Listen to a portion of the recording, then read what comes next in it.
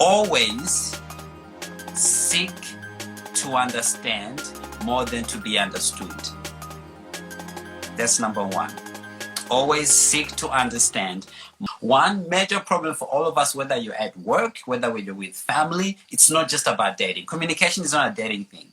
If you don't know how to communicate with your mom and dad, you will not know how to communicate with your wife or your girlfriend. So learn this as a life lesson, not just a dating thing. Communication is in every sphere of life. What we always tend to do is we want the other person to understand us. It's like, why don't you, like, this is the thing that people are always saying, why don't you understand me? And what I mean by always seek to understand more than to be understood is that let your desire be to understand the other person. And the way you do it is actually listen. Okay? You listen. You actually listen to what they are saying. You listen to understand. And when you have understood, or you have an idea of what they spoke, what they're talking about, actually repeat it to them. Okay? Repeat it to them and say, I just want to see if I understand, baby. So you mean this and this and this and this and this. Is that right? And then they'll be like, you go deeper or whatever, or she'll be like, yeah, that's exactly what I meant. That's how you actually communicate in any relationship, whether it's with your family, whether it's with your girlfriend or whatever. Always make sure you actually clarify. Clarify. Oh my goodness, the day that I learned this tactic, I had so many clients in my business. When you're talking to a client and they're saying something about whatever their needs are or whatever, and then you're like, okay, so let me see if I understand. So you mean this and this and this and this. When a client knows that you have understood what they're talking about, you win brownie points with them. You win a girl over or a boy over when you actually understand them. Baby, what have you got to say about that? I completely agree. Because it makes the other person feel like if David was to say to me, okay, babe, so do you mean this and this and this? And he got it right. To me, I'm like, oh, he understands me. So in a way, I start to rest my case a little bit more because I'm like, oh, he actually got what I'm saying. It gives that person reassurance that they have been understood. Therefore, they're less likely to be like over-expressive or agitated or angry or be like, you don't understand me. Because he has shown me that he understood what I was saying. He was listening and he heard what I have said. Whether he interpreted it, that's a different thing. But whether he digested it, that's a different thing. But it gives the other person reassurance that this person is listening to them. So I agree with that, baby. Yeah, so that goes to the second point.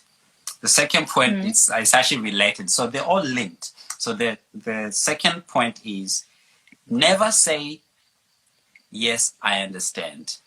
But instead, explain what you understood. What you understand. Yeah. I hope that helps. So you first of all listen and make them feel like you prioritize listening to them. And the way you do it is that you don't just say, oh yes, I understand. Guys, if you guys take my advice and do this, your arguments will be the most smoothest thing, and your girlfriend or your boyfriend is gonna always be like, why don't we ever fight? You are at a good place.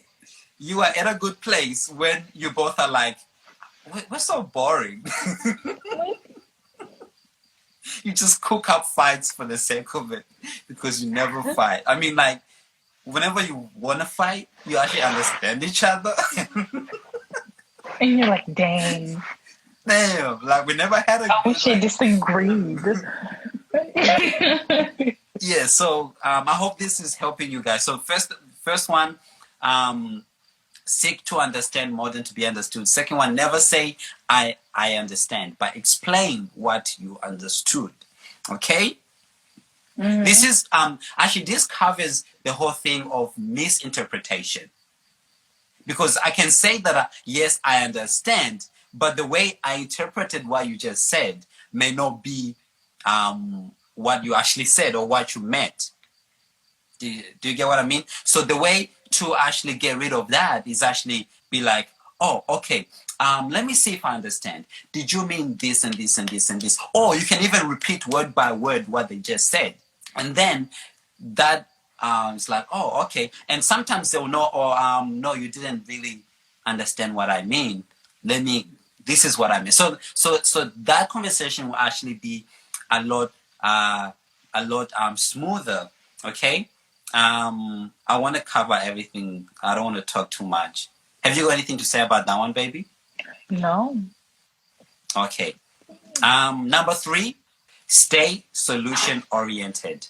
Amen. Stay solution oriented rather than problem oriented. Make sure when you communicate, you are actually communicating. You are actually communicating to have a solution. You know, I know, guys. I understand. I understand that arguments are actually fun. They are. Some of us, we love to argue just for the sake of the, oh, this feels good. Yeah, let's have a fight. Yeah, it feels great to argue. But then, guys, understand that arguments are actually drain the emotional bank account in the relationship. Even though it may be like a little boost of, excitement in your, in your relationship, actually, arguments actually are more damaging than fun. So make sure that you are solution oriented when you actually talk through, because most of us, we stay problem oriented. Some of us even get to a point of, oh, we're actually about to bring a solution to this. Have you ever felt it, baby? We're like, you're about to have a solution, but you want to stay in the problem because you want the fight to go longer. Yeah, you want the excitement to stay. You don't want this to end because it's like, yeah, baby, let's fight. This is, yeah. So, guys, please, guys, for the sake of your relationship, make sure you stay solution oriented. Point number 4 is that I think, I spoke about it earlier, which is the environment plays a major role. The environment where you actually communicate plays a major role. Meaning, like we said before, don't talk about major issues over text. Like it actually matters where you actually communicate. If there is a big thing that you need to communicate, make sure either you go out for lunch or something, or just the space where you actually talk about these things is really, really important. So make sure the environment you're in, you guys are able to actually be there and not be distracted. Actually, one thing you can do, guys, always get rid of your phone when you're talking about stuff. That's a distraction. Just get rid of your phone, turn it off or put it on silent, and just make sure you actually are in the moment when you're talking about these major, things. Agreed. Yeah. Number 5? Number 5 is use the word I to express how you feel rather than you. This is when we sometimes, we tend to do this. We tend to again, I said, be defensive as if we're right. So we never say, I think I should do this. I should do that. I should do that. Make sure that make sure that you focus on what you need to do better. Make sure you think about what you need to do better rather than trying to figure out what their problems doing so are. wrong. And you know this by the reason why I said use the word I is that you notice this by when you start your words with you or you need to do this. You never understand me. You this and this and this, right? When you find yourself starting your words with you, that's you being defensive, saying, hey, I'm right or whatever, even when you know that you're wrong. But always make sure you use the word I. Make sure you say, hey, I think I this, I that. Does that make sense, baby? It does. It does. Like, stop focusing this problem on the other person so much, if that makes sense. Yeah. It's very hard to really understand the other person and why they probably did what they did, why they said what they said. But it's actually easy for you to examine yourself. It's harder to examine the other person because you always be wrong. But you need to examine yourself. And when both of you guys are examining yourselves, you're actually growing better than me trying to examine you and fixing you. You get what I mean? Yeah. Yeah. That makes sense. That makes sense. The sixth thing is don't debate. Like, you guys know how a debate is. Like, I come before you with my points, right? Like, my viewpoint. And the goal of a debate is not to change the other person. The goal of a debate is to actually, as much as you can, to actually show your viewpoint, even if they say something that makes sense. As a debater, you're not supposed to say you're right. You're supposed to, like, still stay on your viewpoint. Do you get what I mean? That's the whole point of a debate, because you're on the other side of the view, I'm on this side, and I'm going to present my views, and whatever you say, you know, a debate is not there for you to change my mind. It's for me to show you my viewpoint.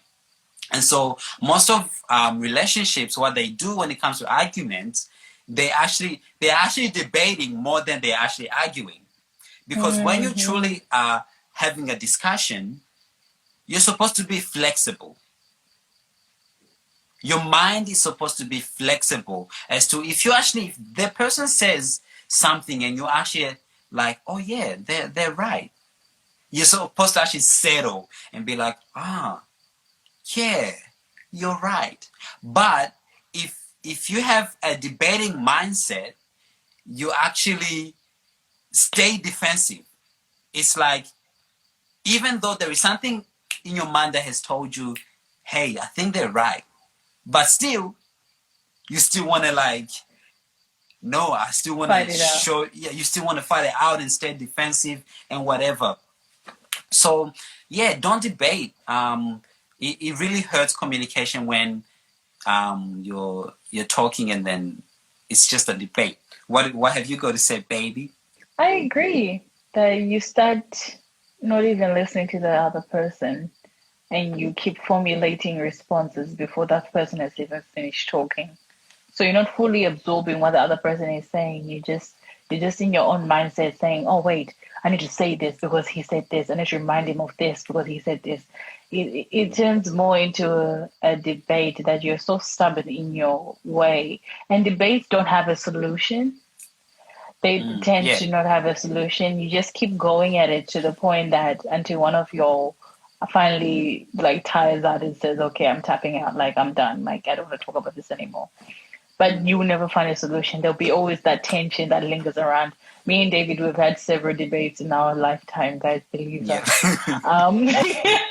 We've had several debates and we walk away. We think that, like, we didn't come up with a solution, but we think that now it's dead. Like now it's like, gonna fade away and we're gonna be fine. And then to Yeah. our surprise, the next time we talk, there's still tension between us because we had a debate beforehand. We never came up with a solution.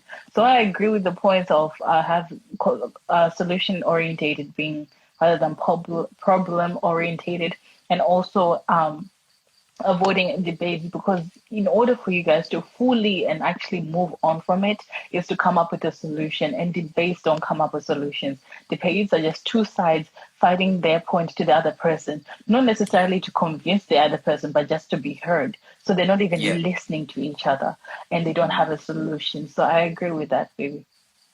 Yeah. We don't have much time. The last point is very simple. Is the last point is it's actually okay to say I don't know. Okay, it's okay to say I don't know. Not every conversation has to end with a positive outcome. Not every argument has to end with a positive outcome. Sometimes you actually just need to be like, I actually don't know.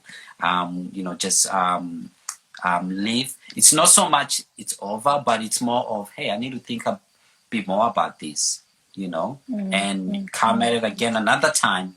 Like, I think for us, we tend to like, man, I'm not sleeping until we're done with this. I'm not going to solve this, and I think that can be harmful, even though most of the times you can actually keep going at it until you find a solution. But sometimes you just need to be humble enough to be like, you know what, I actually don't know. Like, we don't have to solve this right now. It's okay for me to humble myself and be like, I need to think about it a bit more. And we are talking about Christian dating, and sometimes you just need to go and read the word and spend time with God and actually think about it, and what has the Holy Spirit got to do. And the amazing thing about having a Christ-centered relationship is that, man, the Holy Spirit is the Holy Spirit can actually talk to both of you guys and actually bring you guys together. If you go in your own prayer closet and you go and pray and say, God, well, there's this issue that we can't seem to get through, just speak to me. And one thing about the Holy Spirit, he will always arrest you if you're wrong. He will always arrest you if something actually needs to be done. And if the other person is doing the same thing and they're going into their prayer closet, the Holy Spirit will do its job and actually bring you guys closer. And you'll be surprised what will happen when you both go out into your own prayer closets and actually pray to God about whatever you're talking about, and actually come back together, and you realize that you actually be on the same page because the Holy Spirit worked on both of you guys. And so those are the seven tips on how to communicate effectively in a relationship. Amen. Wow, guys, I gotta applaud my own man. I gotta say, I'm humbled. I said barely nothing just now because I'm so sorry, baby. No, baby, no, don't even. By the way, she gave me permission. She gave me permission. I actually did because I had a busy day, so I honestly did not have time to do sufficient research. So no, baby, you did amazing, guys. If this has helped you and what he's thinking about actually made sense to you guys, which I hope it did. Yeah. Give it a thumbs up or just react to this because we need your support, guys. So hit us up if this has actually helped you. But yeah, that's pretty much it. We're done, baby. Thank you so much, babe. You're awesome. And you look beautiful today. You look good in my favorite color. Okay, it's my favorite color and my favorite person. Stop. You're so good at communicating. Bye, guys. Well, I'm really good at communicating how I feel. You really are. Yeah. Okay, see you guys. Thank you. All right, see you.